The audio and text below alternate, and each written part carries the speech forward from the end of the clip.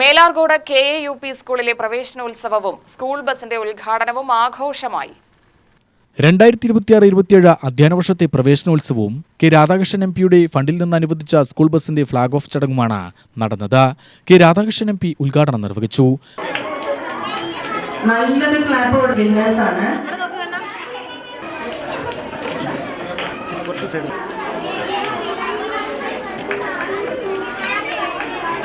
ഞങ്ങളൊക്കെ പഠിക്കുമ്പോൾ ടീച്ചർമാർ വരുമ്പോൾ കുട്ടികൾ ടീച്ചർമാരെ കഴിയുന്നുണ്ട്.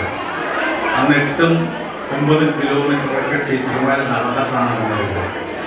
എന്നെ പഠിപ്പിക്കാൻ പറ്റുന്ന 2 ടീച്ചർമാരുണ്ട്. അതൊന്ന് പാലാമൺ ടീച്ചറും ഒന്ന് പുഷ്പവതി ടീച്ചറും.